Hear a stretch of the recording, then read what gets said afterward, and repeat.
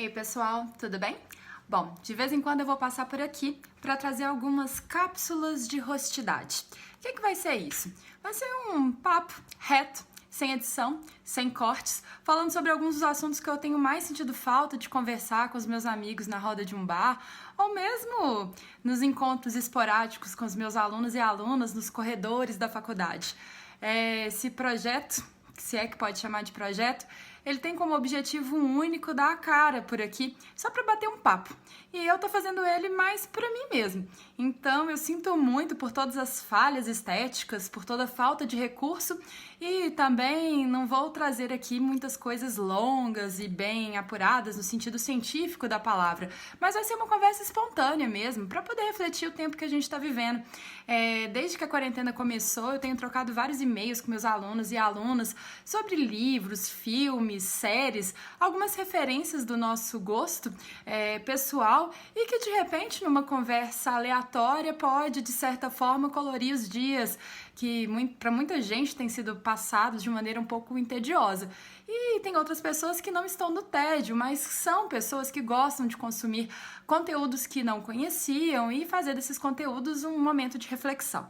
Então eu sinto muito que não vai ter muito recurso estético por aqui, mas por outro lado, a gente pode fazer desse espaço um espaço de troca de ideias, né? Seja por aqui, seja nas nossas conversas aleatórias de WhatsApp, enfim. Bom, mas por falar em rostidade, que depois eu posso até falar um pouquinho sobre o conceito, né, que está por trás dessa palavra, eu me lembrei hoje, vendo um pouco algumas notícias, né, a respeito da devastação que está mais uma vez acontecendo no nosso país, na região dos Yanomamis.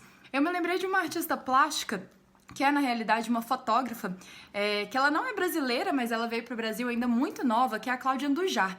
Para quem não conhece o trabalho dessa fotógrafa, ela tem até um pavilhão que foi há pouco tempo, né, construído lá no nosso Inhotim, né, que é um centro de arte contemporânea, que tem muitas obras interessantes, e no pavilhão dela, dentre várias séries fotográficas, a gente pode ver uma que se chama Marcados, e que não por acaso é uma das obras que eu acho mais impactantes da história da fotografia contemporânea. E ela me foi impactante porque em um dado momento eu dei uma atenção especial a ela, porque ela foi uma série fotográfica realizada na região da tribo Yanomami, lá no início dos anos 80, foram, na verdade, anos, e a Cláudia Andujar, ela foi como uma espécie de fotojornalista para fazer o registro dos índios que seriam levados para serem consultados, né, por alguns médicos e numa tentativa de erradicar algumas doenças, né, algumas manifestações, algumas pandemias também que estavam acontecendo lá na região. E aí, meus queridos, o que aconteceu? Ela foi para fotografar e ela é de uma família austríaca que veio para o Brasil, né, a partir da perseguição dos judeus. E quando ela chegou aqui no Brasil, né, aliás, ela já morava aqui no Brasil, mas quando ela chega lá na Amazônia, na época em que estava acontecendo a criação, né, daquela via, de uma série de estradas, na verdade, né, que era a Transamazônica, ela vem ela vai para a Amazônia nessa região, e que era a época da ditadura militar, e ela vai lá, né, junto dessa expedição médica. E ela fotografa, ela faz retratos dos índios de modo que eles pudessem ser identificados, né, depois da consulta. E por que ela precisava fotografar? Né? Porque a cultura Yanomami, ela é uma cultura cujo nome não é parte da identidade dos sujeitos, né? Porque eles vivem em total harmonia com a floresta. Não é necessário que você imprima ali uma identidade, né, que se diferencie da natureza. Afinal de contas, as árvores, elas podem ter até as suas espécies, mas elas não têm nome próprios, né? Pelo menos a própria espécie não instituiu isso para ela, como nós que somos sujeitos de cultura e de linguagem. E aí, nesses registros fotográficos, né, ela vai fazer uma série de fotografias. Esses índios, eles usavam uma placa numérica, que era a forma de identificar, né, quando eles iriam ali ser consultados e até mesmo fazer uma espécie de diário. E aí, como ela vem né, a família dela era uma família judia, e ela viu o início, né, dessa perseguição, ela rapidamente associou essas placas, né, com os tais marcados, que eram a forma como os judeus eram chamados quando eles estavam a caminho dos campos de concentração. o que Andujar talvez não podia imaginar é que justamente por causa dessa transamazônica, né, dessa estrada, né, você teve ali uma expropriação de uma quantidade enorme de povos, um enorme genocídio logo depois que ela foi embora. E ali ela construiu essa série que ficou conhecida como Marcados, né, que se a gente completar as reticências que poderiam vir depois, né, dessa palavra, a gente poderia dizer marcados para morrer.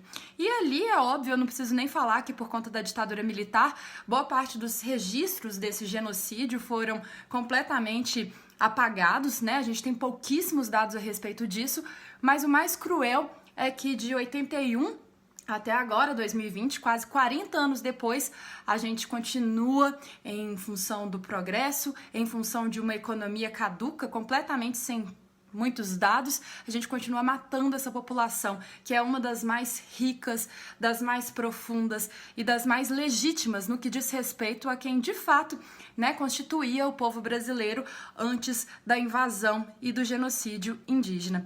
E aí, para quem gostar dessa dica ou quiser saber um pouquinho mais sobre isso, né, tem um livro que se chama Marcados, da Andujar. Essas que são as fotografias, né? Como eu disse pra vocês, não há nenhuma edição aqui nesse vídeo, mas só uma troca de conteúdo, né? Que muitas vezes acontecem dentro da sala de aula e nesse momento digital, o tempo inteiro a gente fica trocando essas referências. Mas o que eu queria dizer é que também, se você colocar o nome da Cláudia Andujar no Google e fazer uma pesquisa, né? Colocando série Marcados, você vai ver essa série que eu acabei de falar. Enfim, para essa primeira cápsula de honestidade, eu trago a Cláudia Andujar como uma referência de fotografia, os Yanomamis como uma referência a ser investigada. Se vocês, né, também deram uma googada, vocês vão ver a quantidade de índios que a gente tinha no Brasil, né, há 40 anos, né, os índios da tribo Yanomami, e a quantidade que a gente tem hoje. É extremamente periclitante, a gente tem quase 50%, né, de redução do território, de redução da população, e somado a isso tudo, né, a gente tem ali um assassinato brutal também, né, de algo que pode se considerar como a nossa memória ancestral, né. Então, para quem também se interessar, deixo uma outra dica, que é o livro do Davi Kopenawa, né, que se chama A Queda dos Céus, que na verdade ele foi escrito por um etnógrafo que ficou um tempo com esse xamã Yanomami, e esse livro ele é praticamente uma facada no que diz respeito à forma como a gente está conduzindo a nossa cultura e a forma como a gente é capaz, né, de conviver com o genocídio como se ele fosse alguma coisa corriqueira.